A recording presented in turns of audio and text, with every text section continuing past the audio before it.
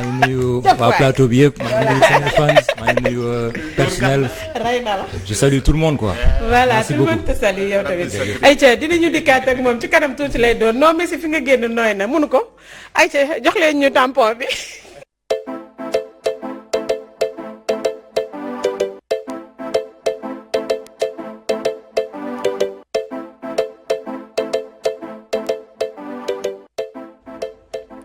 jaasi ya ca université moom nga indi tey. waaw yamul ci ay jaasi kay ay mbool dekk lu ne ca université bu Dakar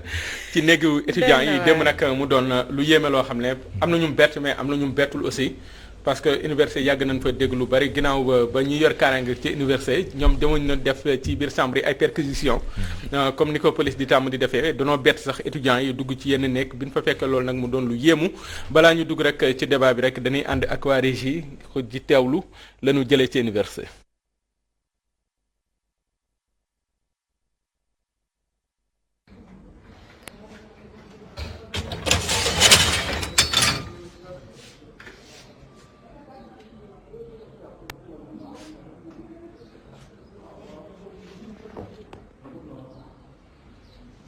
asalaamaaleykum mbooloo bi ay jaar man la Sadio Ndiaye chef de département de la sécurité du COUD tey dañu def benn opération bu am solo tey ci dimanche bi mu pële woo leen depuis certain temps université campus social bi étudiants yi dañ ko def champ de bataille di xeex gauche di xeex droite te lépp ay armes blanches la ñuy utiliser ay jaas yi ay gourdin ay marteau ba nga xam ni tey képp ku nekkati université sa xel dalatul muy parents yi opinion bi ñi ci biti ñëpp umpale wuñ ne léegi soo waxee ñu ne université jaas yaa ngi fa gourdin yaa ngi fa marteau yaa ngi fa loolu bi nga xamee ne coow li bëri na ci la directeur COUD jël ndogal jox instruire sécurité bi pour ñu def pavillon yëpp ce dimanche là chambre par chambre ñu dugg ci nekk étudiants yi lépp luy arme blanche di ay loo xam ne nii étudiant mën na ko utiliser ci xeex gaañ ci moromam directeur COUD jox nañu ndogal pour ñu dindi ko looloo tax tey def nañ opération bu am solo boo xam ne ci ndigalu directeur COUD lañ ko defee lépp li nga xam ne directeur COUD comme ni ko mi ngi noonu mu doon éléments yi mi ngi noonu ñu gis léegi nag mu jur ay commentaires mais balaa may jox rek ñeneen ñi ngir ñu mën ci àddu man sama commentaire bu njëkk mooy lii du lu guléet lii ñoom ñi ko def tey xam nan ko te yàgg nañ xam ne mi ngi fa kon lan lañ ci jublu ba mën ko filmer ñëw di jaay nit ñi parce que dafa am ay coïncidences troublantes yi am maanaam jamono ji ñu ko def ak circonstance yi ñu ko defee parce que université yàgg nañ fa tudd lu ne ñu jaay seen bopp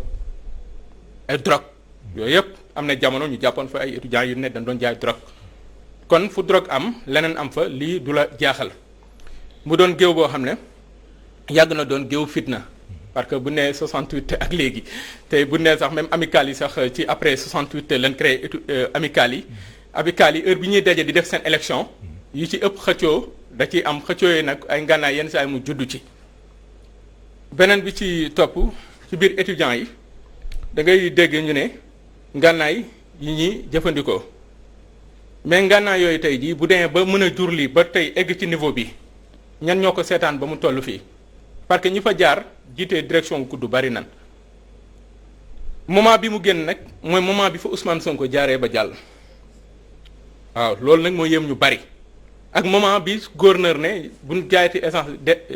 ak gasoil ci station yi mu doon benn moment boo xam ne lan la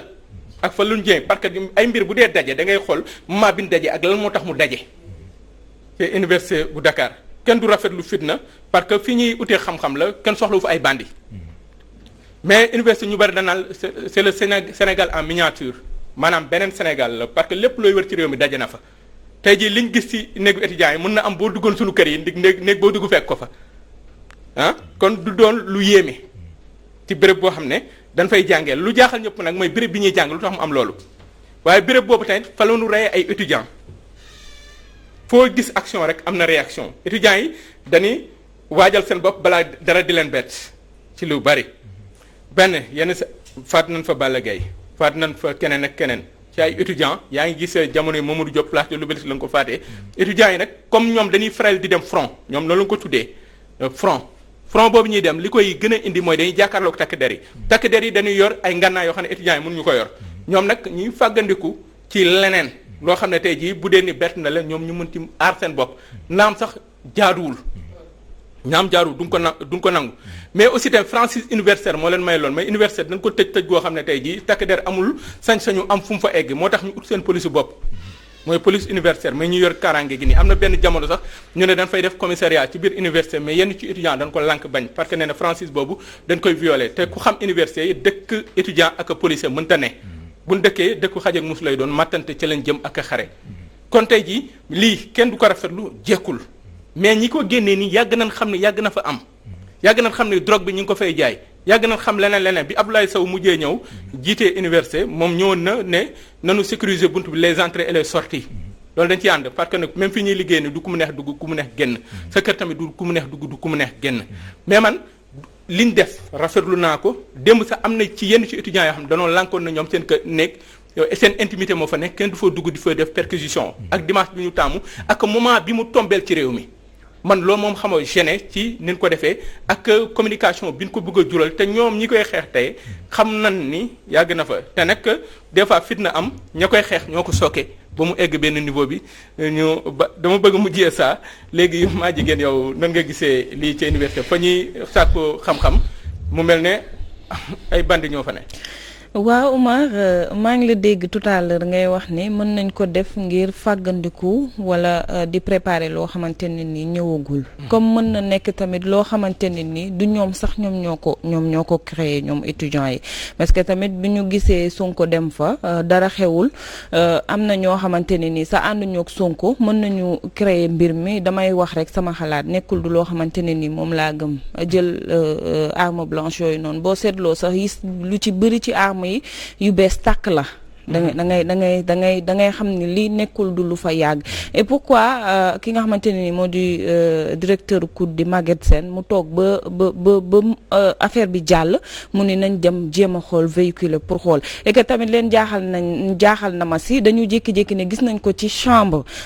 boobu noonu kay bu fekkee da nga dem ciblé benn chambre gis fa ay arme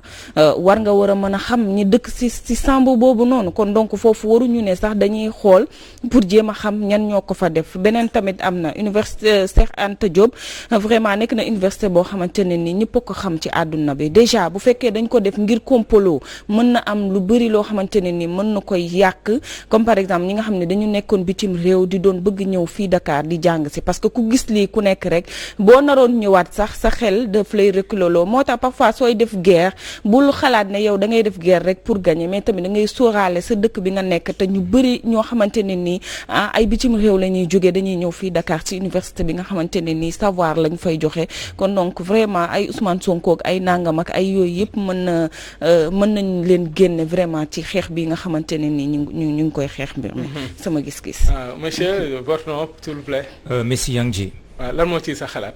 bon man déjà personnellement rafetlu wu ma affaire bi nu mu demee surtout ak période bu mu nekk quoi léegi man je me dis que gouvernement état day def c'est juste pour une période donc étudiants yi même s'ils sont des pro Sonko ou bien des pro Macky ils doivent se serrer les coudes parce que même famille bi la même famille estudiantine la demain ñoom ñooy yor seen njaboot et tout su leen di rey say erreur c'est pas bien déjà contexte bi c'est un peu délicat mais suñ ko gisul woon mën na fa am yeneen affrontement léegi nag après lu ñuy wax insurrection bataille rangée léegi voilà léegi seen objectif yëpp de ñu koy matal en fait man ce que je donne comme ce que je peux dire à toute cette jeunesse estudiantine c'est qu'ils n'ont qu'à s'unir en fait mais bi ñu diviser wu et du bàyyi violence bi ça résout rien il faut du bàyyi violence parce qu'il y a déjà trop de morts te seen famille du leen yónnee fii la famille sont très inquiets donc vraiment ils n'ont qu'à se serrer les coudes politique la politique c'est la politique mais ils n'ont bi ñu topp mouvance bi lu jël seen responsabilité man c'est ça que je dis man daal pour man honnêtement il est temps ñoom qu'ils fassent la paix c'est vrai que ñoom ils sont dans l'opposition et tout mais nañ étudiants yi daal nañ déggoo quoi ñëpp nekk ci fair play au fait loolu laa gis Ajaratu waaw man de dama jàpp ni bu fekkee dañ ñu université C'est le temple du savoir. Donc man je me dis que ni mbirum politique. bien que nag ay citoyens nañ loolu lañ ma ciy tegal. ay citoyens ay sénégalais ñu war nañu mën a am ay appartenance politique d'accord man loolu bañu ma ko. mais aussi bu fekkee ni direction COUD dafa jóg ñoom ñu xool loolu mais c'est très normal parce que bi fa. tudd ngeen fi léegi turu Sonko bi mu fa demee la dernière fois après le lendemain xawma le soir da ngay gis étudiants yi di jàppante te étudiants yi yaa ngi wax ne dañuy dem ay front ak ay policiers mais mosoo gis étudiant bu corps à corps ak policier da ngay gis distance la ñuy taxaw lu ñuy sànni lacrymogène ak yooyu de ce fait que jaas yi man je ne pense pas que ni pour policier la parce que duñu corps à corps donc beneen bi muy loo xamante ni étudiant ñëpp xam nañ ni ñoom heure bu nu meree wala ñuy xeex wala seen biir wala dara tout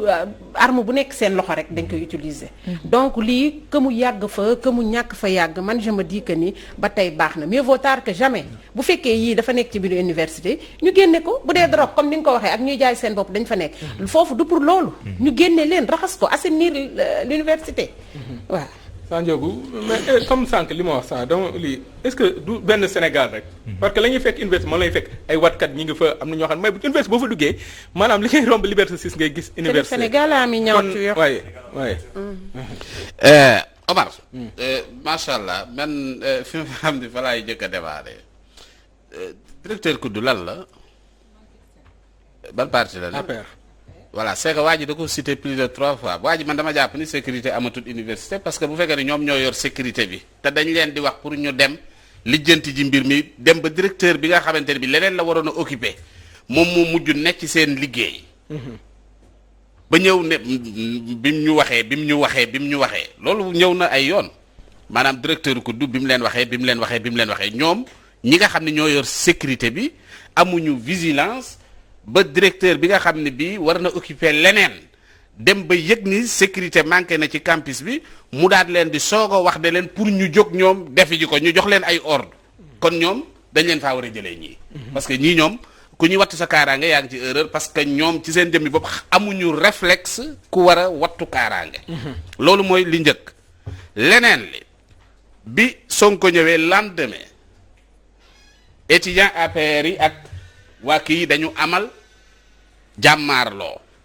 ñu amal jàmmaarloo ba pare ñu xëyaat indil ñu ne ñu gis nañ ay armes ci biir armes yi ma jigéen a ngi koy cité léegi am na yu bees tàq. armes yi yu fa nekkoon la wala yu ñu jëli ji woon indi ko dem wëndeelu ci biir néeg yi ba noppi nag pour wane ni lii lañ génne ci néeg yi. lan la ci parce que ñoom ñoo dem ñoom ñoo wane ñoom ñoo def seen communication. waa ji nga xam ni moom nee na moo yor sécurité bi te gisutoon bi arme yi di dugg moom yëgu ci dara. après la jëw génne ay arme moom. daa dee taxaw defe ne def na jaloore. te fekk ne jamono jii moom dafa waroon a démissionner ne man kat. ginnaaw échec naa ba toog. lii mu def ngóora moom dafa waroon démissionner bu fekkoon ne ci réew mu normal lañu ne. parce que échec am mi ngi démarré ci arme yi bari yépp taxaw ni mu ko jalee ci kanamam dugg na biir université moo yore sécurité université te yëgu ko. kii ku muy wattu yaa ngi ci erreur ku muy wattu tey nga dee. bu doon kaaraange ga mat na. bu dee kaaraange ga mat étudiant yi soxlawul lii pour aar seen bopp. vraiment te moom pour moom lii ndam la. waa ji pour moom lii mu def nii maanaam lii mu jàll arme yi mu jàll nii wax dëgg fa yàlla dalal nee na dafa ñëw pour dalal xeru parents yi. mais parents yi tey lañ war a gën a tiit bu dee kii mooy chef sécurité bari nekk ci université. jalu jaas yi romb ko dugg ci biir université waaye ji xanaa du palpe wala université bi moom tame sànqal la ba ku ñëw dugal fa lu la neex parce que kon li may wane ne kon université bi bomb mën nañ ko faa dugal lu ne. carrément nañ waxante dëgg donc ce gars dafa échoué quoi. mais xanaa déggoo li Omar wax Omar nee na yàgg na fa. mais même bu fay yàggee. même bu fay yàggee déggoo Omar li mu wax. waaw déggoo li ma la wax même bu fa yàggee taxul mu jaadu wala déggoo li ma la wax même bu fa yàggee taxul mu jaadu wala déggoo li ma la wax kii dafa yor sécurité liggéeyul warul xaar waa ji liggéeyul loolu yaa ngi dégg même bu fa yàggee taxul mu jaadu mi ngi mel ni tey nga teg nit ci poste muy sàcc di lekk ñu ne pourtant lii yàgg dafay am mais booy sàcc di lekk kay de sàcc di lekk même bu dee yàggee am taxut mu jaadu parce que lépp dafa war a tegu ci yoon moom mi même bu fekkee ne lii yàgg na fa mooy wane ni kon moom la mu fa nekkee mooy toog di naan ataaya ak nu yoon teg étudiant yi nag par exemple day am ay étudiante yoo xam ni doo tal yenn yi yemal foofu. léeg-léeg mën ngay xool di parce que sécurité boo yi mën nañ la nelawloo ci angle bu ne donc tamit ba dugal xeej waaw en tout cas daal moom wax dëgg fa yàlla jamono ji mu taxaw fii bi mu defee déclaration ba pare dafa war a wax ne bés ni ki tey tekki naa sama ndomba tànk te xam ni liñ ma doon liggéeyloo fii ci campus bi vraiment defuma ko. bu dee nag dafa am beneen combine pour ëllëg si biir wan nañ ñu ay jaas yi ëllëg si biir ñu jël ay coupable yoo xamante ne bi dañ koy jël ci yeneeni parti mu mel ni ay kumba am ndey kumba amul ndey war na caa am parce que problème bi nga xam ni amoon na ci kanam tuuti peut-être dinañ indi ay coupable nag daan ne li indi xeex bi te tamit étudiant yàgg nañu xeex d'accord. ci amical yi. waaye mosuñoo gis étudiant rey étudiant tamit gisaguñu ko. wala étudiant bu rey policier. waaw policier bu rey étudiant la ñuy gis waaw lañuy wala boog moom la ñuy tuumaal ne police a rey. donc loolu lañ fi gisagum waaye gisaguñu étudiant boo xam ni rey na étudiant loolu moom gisaguma ko waaye boo ku gis tamit na ma wax damaa posé sama question. ji nga au delà de ça ji nga lii ñu xeex ko lu jaadu la parce que nag fi ñu uti xam-xam temple du savoir leen wax mais waxuñu temple de la violence. kon fitna gi moom yàgg na fa depuis 68 ak tey jii jaaduwul loolu moom dañ koy nangu léegi nag moment bi ñu ko def mais seen liggéey bu dee ni rek qui peut le plus peut le moins. ku mën a xeex lii ba wane ko tey jii maa jigéen wax li mu dafa am solo wane bi ñu ko wane mun na yàq image yu université maanaam mënoon nañu koo xeex ci suuf mais pourquoi ñu xerte bi ñu ci am loolu yéem na ñu bari mais da ngay xool politique bi ci université tey ji da leen arrangé wul rek mais bi ñu soxlaa réew mi politique ba ci université ak étudiants yi arrangé woon na leen ndax tey daan nañ jëfandikoo étudiants yi fi naan soxna dafa fi Sonko dafa xuus jàll Macky Sall dafa xuus tax ban mooy ay xeer ñoo ko fa gunge lu tax mu duggoon fa kon yàgg nañ ko politiquer gis nañ fi mes étudiants socialistes yi gis nañ fi mel libéraux yi daan nañ ko jëfandikoo tey ji nekkatuñ au pouvoir tey ji gis nañu mer mooy waa APR yi gis nañ les patriotes am na ñeneen ak ñeneen mënoo fa génnee lii di politique parce que politique lañ jël def ko ci réew mi noo xam ne il faut que ñëpp politique parce que moo gën a gaaw ngir mën a egg ci nguur parce que ci nguuru Ablaye Wade am na ñoo xam ne dañoo génn université rek nekk ministre bëgguma tudd seen tur nag seen famille Aliou Sow voilà nga ñëw ci kii ni mu tudd Thérèse Faye fan la jaar ba jëte casier tout petit tey ji dénk nañ ko loo xam ne am na ñeneen ñoo xam ne sax mbubu mën ko fa sol da ko ëpp pour wax la ni rek nii politique lañ jël def ko ci réew mi mu gën a gaaw pour tekki moo tax étudiants yi gëmatuñ ay diplôme gëmatuñ dara danoo gëm ni danoo war a politique pour egg fa ñu war a egg léegi nag ku régler lii mooy régler bourse yi xale yi di teel jot seen bourse directeur bi na taxaw ci loolu na régler li jëm ci nekk nu étudiants yi ci social li jëm ci wàllu kenn fundin ci côté pédagogie ñu xool na la seen jàng di doxee nan xeex violence bi waaye nañ jàppale étudiants yi ba seen nekkin gën a ñoŋ ba du namm leneen feneen bay dund leneen lii nag kenn rafetlu ko mais nag comme réew mi ni la do bu nekkoon ci réew mu normal ñëpp da nga koy ñaawlu mais doo nekk ci réew mu anormal moo tax yi yëpp di am